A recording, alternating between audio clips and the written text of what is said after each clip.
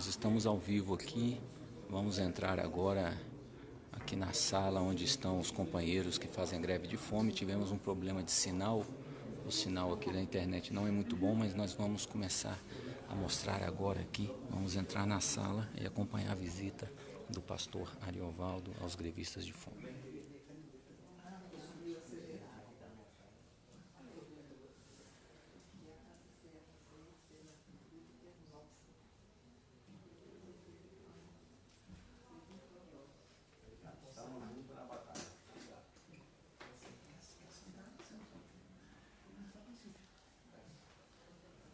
Bom, eu sou Gilmar Pacífico, do estado do Paraná, MST.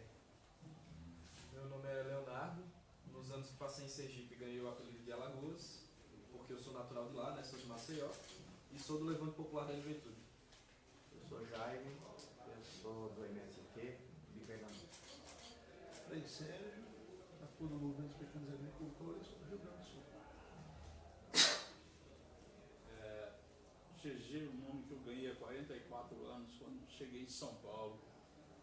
E nunca deixei de lembrar da minha terra verdadeira, que é a Paraíba, mas do Alto Sertão Paraibano, uma cidade que eu chamo Catalé do Rocha, onde a gente batizou também praça de guerra, onde o homem e o bode berra.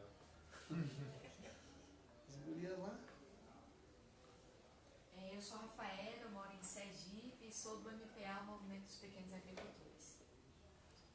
Eu sou de Rondônia, sou mãe, sou avó, sou camponesa e sou militante do movimento sem terra.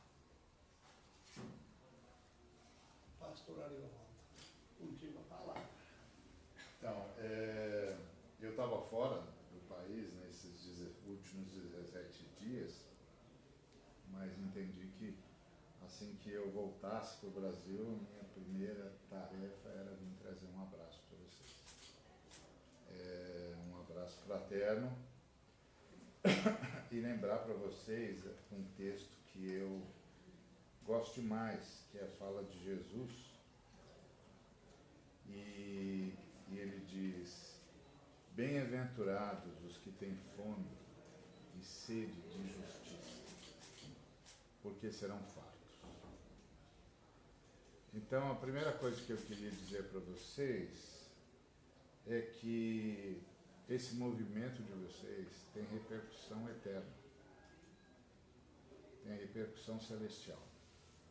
Porque o próprio Cristo disse: bem-aventurados os que têm fome e sede de justiça. E é isso que eu percebo em vocês, que a fome e sede de justiça que os trouxe aqui, homens e mulheres, é tão forte que os levou a sacrificar o que é natural, em busca de uma resposta para um povo sofrido. E eu não tenho dúvidas que o que vocês estão fazendo é um grito brasileiro.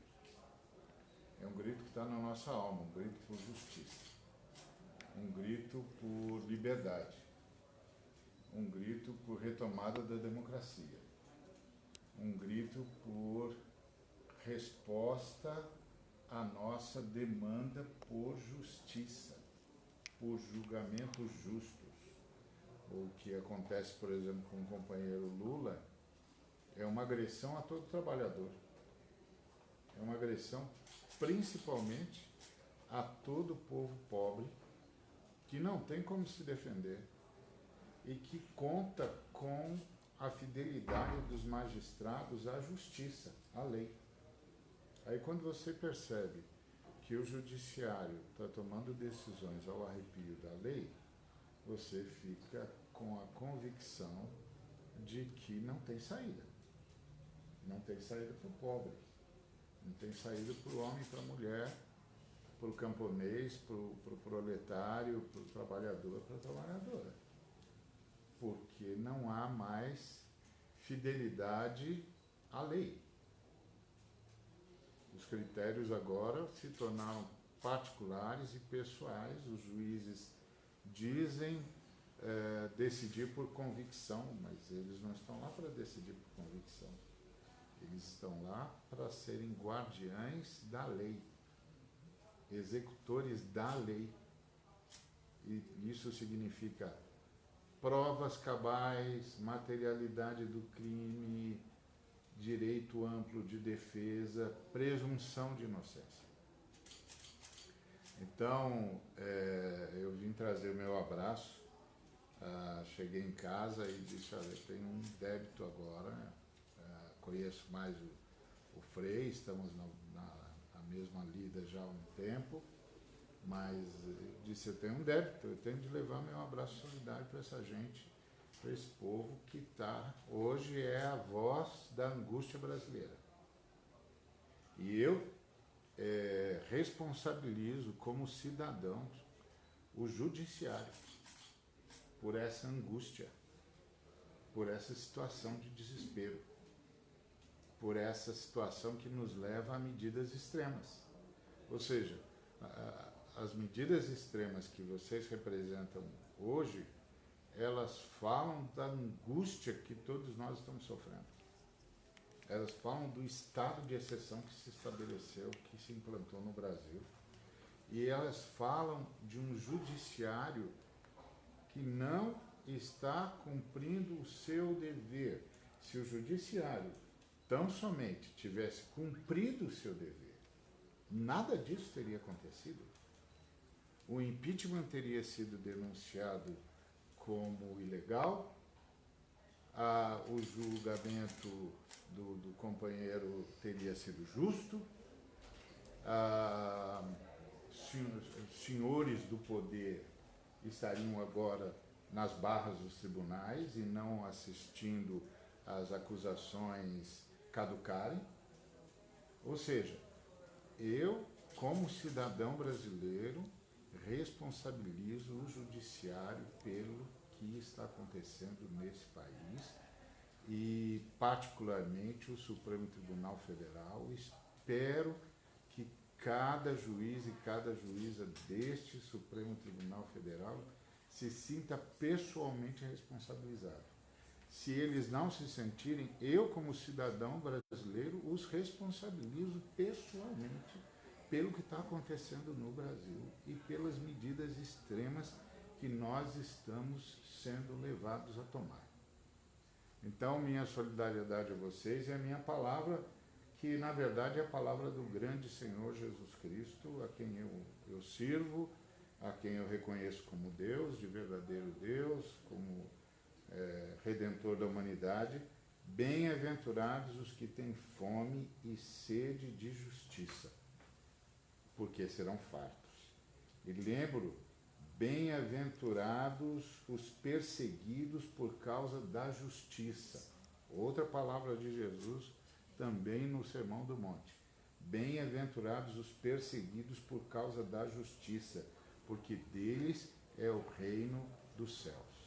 Então eu vim como cristão, como pastor, como membro da Igreja de Cristo, que é ampla, testificar que vocês fazem jus a serem chamados de aqueles a quem o reino de Deus pertence. Porque o texto é muito rico, ele não diz bem-aventurados os perseguidos por causa da justiça, porque eles são do reino de Deus.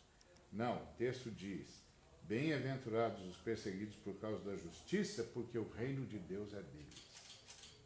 É para eles que Deus governa. É pensando neles que Deus governa. É pensando neles que Deus vai julgar o mundo. Vai julgar esses que simplesmente prevaricaram contra a lei, prevaricaram contra a justiça, antes e acima de tudo, prevaricaram contra o direito. Então eu, como cidadão brasileiro, responsabilizo o judiciário por essa situação que o Brasil está enfrentando, que nos leva a medidas extremas. E eu gostaria de lembrar que Jesus Cristo nos ensinou que há certas castas de demônios que a gente só vence com jejum e oração. E o que nós estamos assistindo é a demonização do Estado brasileiro, a demonização da economia brasileira, a demonização da legislação trabalhista brasileira. E contra essa casta de demônios, disse Jesus, só jejum e oração mesmo. É preciso medidas drásticas de enfrentamento e de denúncia. Então, a minha solidariedade, em meu nome, em nome da Frente de Evangélicos pelo Estado de Direito, que está organizada em todo o Brasil, nós nos solidarizamos com vocês e reconhecemos no gesto de vocês o clamor de Jesus Cristo por justiça. O clamor do nosso Senhor e Rei por justiça. E que a bem-aventurança que Jesus dedica, não tenho a menor dúvida de que agora repousa sobre vocês. Bem-aventurados são vocês, irmãos e irmãs, que têm fome e sede de justiça. Bem-aventurados vocês que estão sob perseguição por causa da justiça. Deus governa pensando em vocês. A Trindade Augusta governa pensando em vocês. De vocês é o reino de Deus. Então, se vocês me permitirem, eu gostaria de fazer uma oração com vocês. Pode ser? Então, podem ficar sentados como estão, eu vou ficar em pé, mas vocês descansem. Vocês precisam poupar todas as energias, porque as energias de vocês estão sendo entregues a uma causa maior.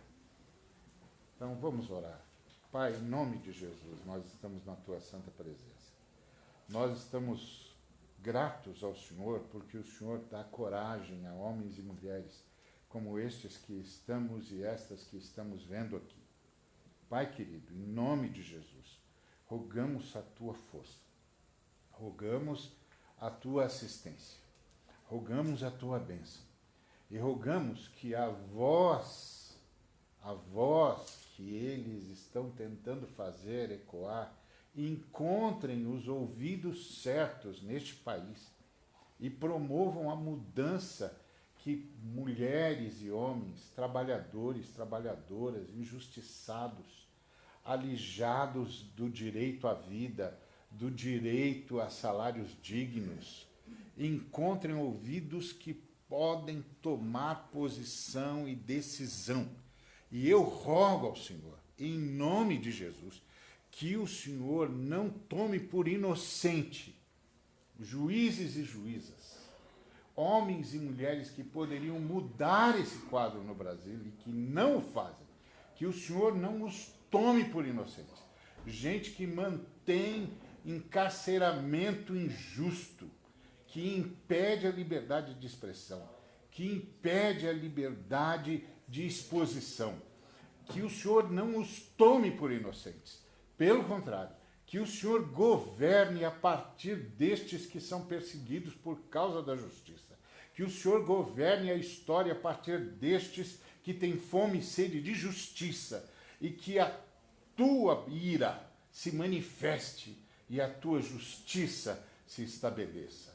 Em nome de nosso Senhor e Salvador Jesus Cristo, sustente estes homens e mulheres, estas mulheres corajosas, estes homens que se entregaram, sustenta-os com a força do teu Santo Espírito, sustenta-os na sua resiliência, guarda-os do mal, guarda-os de toda sorte de malignidade, guarda-os na sua saúde, guarda-os na sua integridade, guarda-os nas suas mentes, guarda-os em nome de Cristo Jesus e torna a voz deles um grito que se espalhe por esse país de norte a sul, de leste a oeste, e que não possa ser calado até que a justiça corra como um rio que nunca seca, como disse o profeta Amós. Em nome de Jesus. Amém. Que Deus nos abençoe. Obrigado. Uma alegria muito grande, uma honra estar com vocês. Uma honra. Deus os abençoe ricamente. Obrigado, irmão. Ricamente. Estamos aqui. Querido, espero a sua volta triunfal para continuarmos juntos a nossa militância. E as nossas conversas sobre E as teologia. nossas conversas sobre teologia. Nós ainda vamos chegar a um acordo. Deus abençoe, Deus os abençoe, Deus abençoe ricamente. Conte conosco, nós estamos na retaguarda. Deus abençoe ricamente, viu? Deus abençoe e guarde. Em nome de Jesus. Amém? Obrigado, gente, pelo privilégio de estar com vocês. Eu só quero falar Graça e uma paz palavrinha. seja com vocês. Falar depois do pastor é muito difícil, mas o advogado sempre tem que falar. É bom. Semana passada, eu estive tentando visitar o presidente Lula. Na tua linha, pastor, eu sou advogada, criminalista, e o advogado tem direito de visitar o preso, a não ser que o preso não queira, mas ele pode entrar em qualquer estabelecimento em qualquer hora. O senhor acredita que eu cheguei em Curitiba, lá na Polícia Federal, fui recebida pelo chefe da carceragem, que veio muito constrangido dizer para mim: doutora, a gente não tem autorização de deixar a senhora entrar. Eu falei: mas essa autorização de quem que é?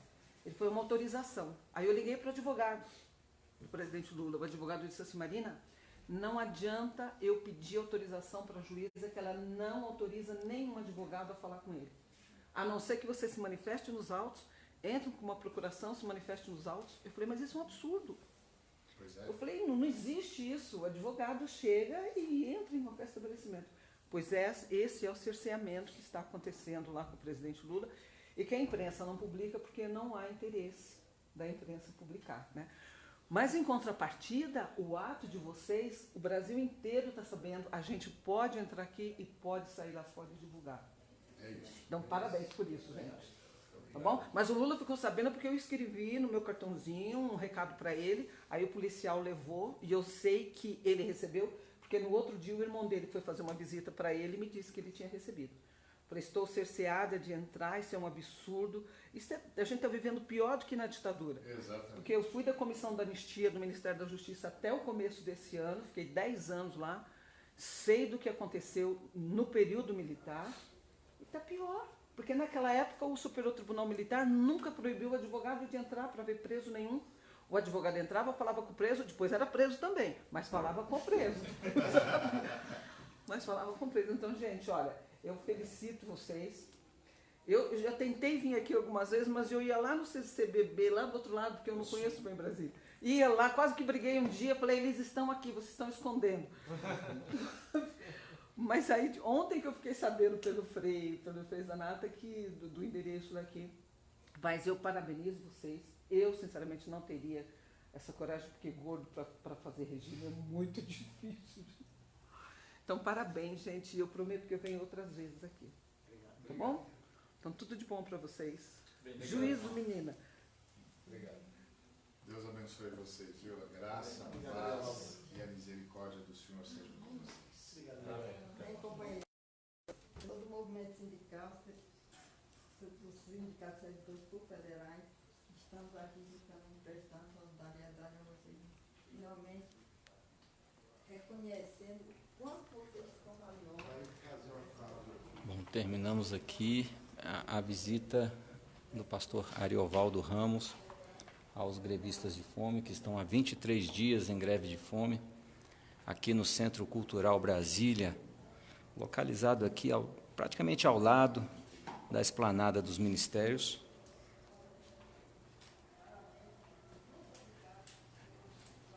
E os grevistas de fome estão já, como eu já disse, entraram no 23º dia da greve de fome.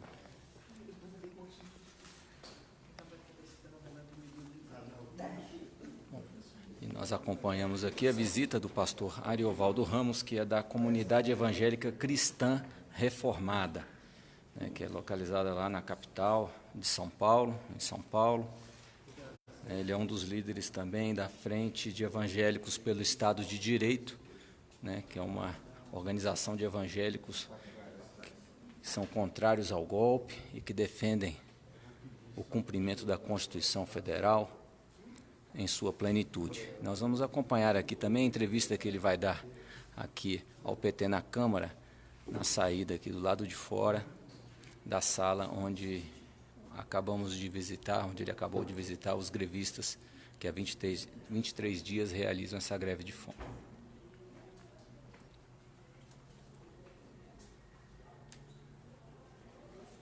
Pastor Ariovaldo, o senhor acaba de fazer a visita aqui aos grevistas de fome pela justiça, né? E o senhor que lida no dia a dia da palavra do próprio Cristo, né? Como o senhor vê exatamente o próprio gesto e a não ação do Estado para atender o pleito que é tão simples? Pois é, eu fui visitá-lo, já é uma honra, um privilégio,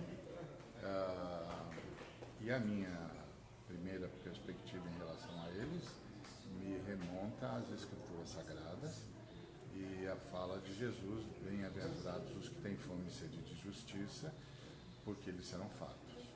Bem-aventurados os perseguidos por causa da justiça, porque deles é o reino dos céus. Então, o que eles estão pedindo é o que a nação toda está pedindo: justiça. Porque nós estamos assistindo ao poder discricionário, o cerceamento à liberdade de expressão, cerceamento à exposição de ideias. O que nós estamos assistindo é um absurdo. É um absurdo, é um golpe, é um estado de exceção. Então, tudo que eles estão pedindo é o clamor do povo brasileiro, o clamor do povo brasileiro por justiça. O problema é que o povo brasileiro nem sempre trabalha com esse elemento conceitual, mas começa a sentir essa angústia no bolso, com a precarização do trabalho, com o fato de que agora ele é registrado por um valor que ele nunca vai receber, pelo fato de que em algumas instituições ele já não tem mais, instituições privadas, ele já não tem mais direito à greve. É um negócio assustador que nós estamos assistindo. E eu me sinto privilegiado em poder estar com um grupo de gente corajosa, capaz de oferecer-se em sacrifício por toda uma nação. E minha torcida, minha oração, meu clamor a Deus é que o grito dele seja ouvido. Agora, você me perguntou por que não há reação por parte das autoridades, principalmente por parte do judiciário. Bom, porque não há justiça. Eles estão clamando por algo que parece que o nosso judiciário renegou.